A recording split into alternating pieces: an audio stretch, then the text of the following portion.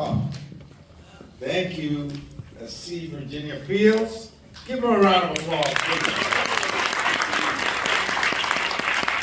A great voice for New York City, a great voice for Harlem, not only a leader for advancement, but also one that brings to the table balance, right? And some level of maturity that's needed during difficult times. And Reverend Green from Impact, thank you so much for your spiritual leadership. Mount Nebo is a temple that brings services and also opportunities to people in Harlem.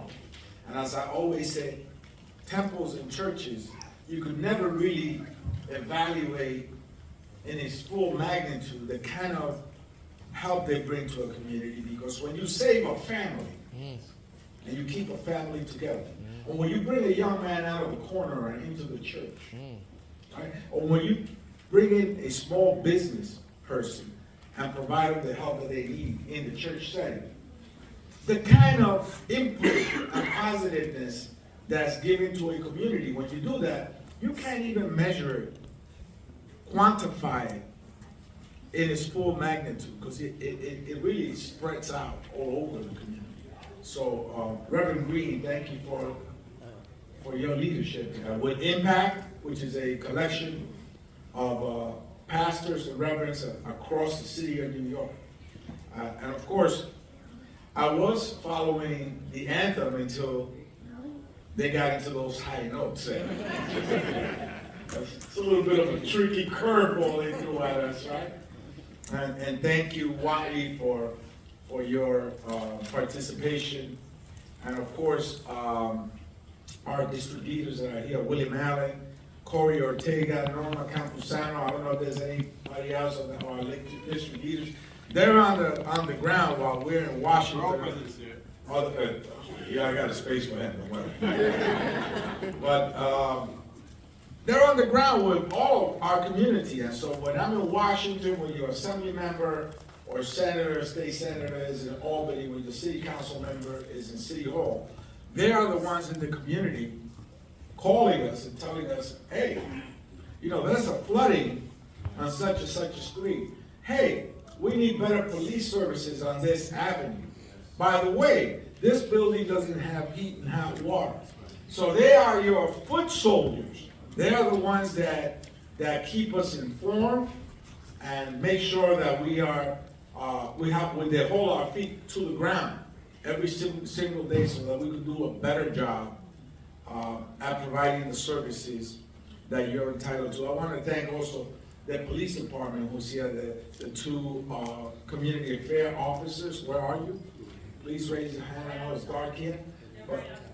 Oh, they're right outside, but they work with us all the time, and this is such an important endeavor to try to work with our police department to ensure that our neighborhoods are safe, that they respect us the right way, and I think that we can meet that goal, right? Where we can have a safe community and respect as well. There's no reason why we should not be able to meet that goal or objective. I think that working together, we can do that. C. Virginia Fields just stated what you already know. Please, come here so they can see you. And give them a round of applause. Thank you for what you do. These are our two community affairs officers. Please hug them when you see them. You can to make sure that you keep public safety as your main. God bless you. Thank you. So, C. Virginia Fields just told you and mentioned the kind of fight that we're facing in Washington. Now, Harlem is synonymous for struggle. Harlem is synonymous for the fight that it has in it. Harlem is synonymous for revolution and change. When you Google Harlem, that's what it's going to tell you. That's right. I no longer say when you look it up in the dictionary. When you Google Harlem, that's what it's going to tell you. And so not only is it a center of culture, where you have great leadership that has historically sent a national message, an international message across the world. Not only has it been a center of literature, of the arts, but it's synonymous with what I just told you. It's no longer just a center of faith, Reverend Green. It's synonymous with struggle, with fight. It's synonymous with the quest for change, for equality. That's what's in the DNA of Harlem. And so we cannot miss that goal, that objective, particularly now that we face major challenges in our nation. There are 488,000 people in a district that has 776,000 people. There are 488,000 people that are Medicaid recipients. There are 118,000 people that are Medicare recipients. So in a district of 776,000 people, there are over 600,000 of them that are recipients of Medicaid and Medicare. Now, we were able to cap insulin at $35 a month, when prior to that it was $400, $500 a month. We were able to cap the yearly spending to $2,000. A mom will come to us and say, my daughter's got a terminal disease, and the medication costs $1,200 a month. I cannot afford that.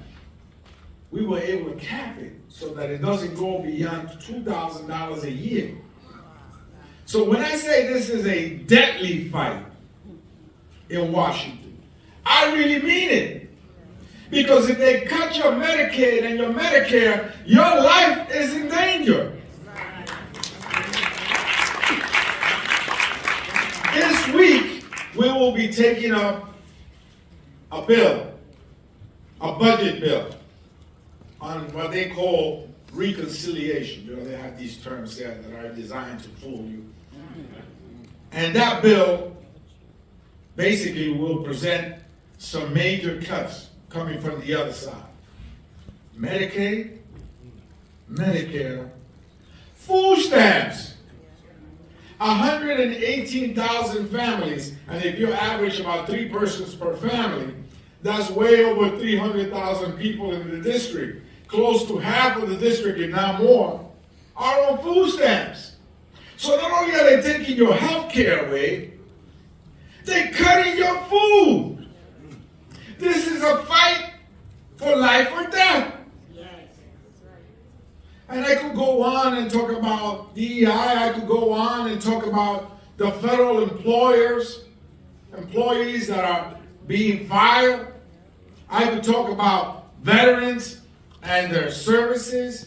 I could talk about education. The great equalizer has a name that gives a young boy, a young girl, the opportunity to become successful in America. It's called the public education system. And so that fight for public education is a fight not just for the future, but it's a fight for today. And don't mess around with moms, because if you mess around with the kids, you're messing around with mom. And there's nothing more powerful in this planet than a mom. And so let's come together.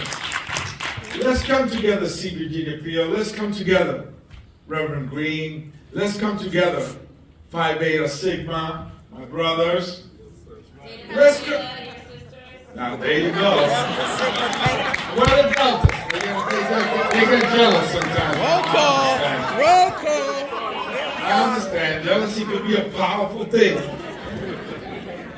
But yeah. Jealousy won't kill you, but it won't let you sleep at night. All right, but anyway, I love you all, by the way. And so, this is an important time in our history where the current administration is going to try to cut Medicaid, Medicare, food stamps. They're going to try to dismantle the public education system. Programs like Title I, right? I got to explain to you what that is because the average person doesn't know what Title I is.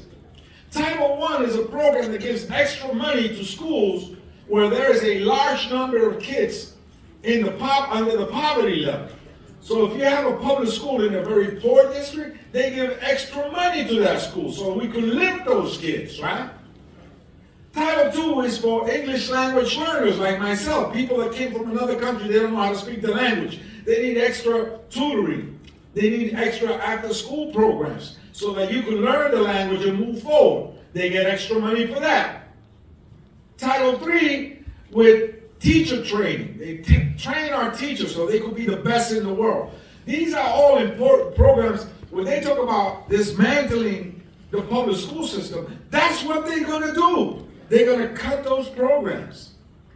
And so this is a fight for our lives. And Harlem must be front and center on that fight. And these are nasty people. I don't need to tell you that. These are nasty people. You know, they don't care about lifting those that come behind us with great needs. They don't care about that. They want to give a tax break to their rich and powerful friends. That's what they want to do. They want to save money by cutting programs so they can give money to the rich and connected. All right? So let's not lose sight of this crossroad in history. A district that has had two great leaders before I got there, the great late Adam Clayton Powell Jr. and the Lion of Lennox Avenue, Charles B. Rangel, for 75 years. So I thank you for coming to this Black History Month event, because Black History Month is not just one day, it is every day. It's every single day. It's the time when you take your grandson to school. It's the time when you take the senior citizen to help them out at the emergency room. It is the time that you go and spend some money in a local business. It is a time where you read to your children and grandchildren the great legacy and history of Harlem.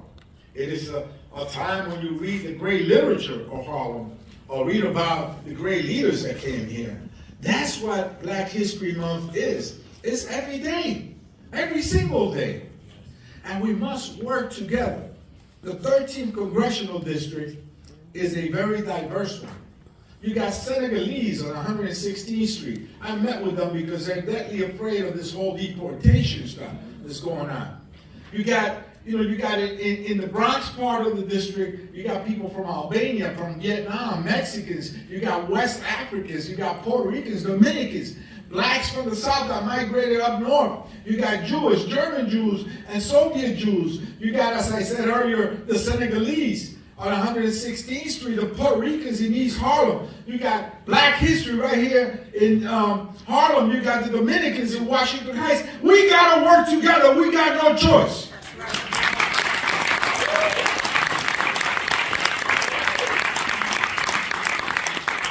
So, the task before us is a great one. I am sure we're up for the job. I will be calling on every neighborhood of this great district to come together and be part of the solution. And this is a great start as we celebrate Black History Month right here in the legendary Apollo at the Victoria Hotel.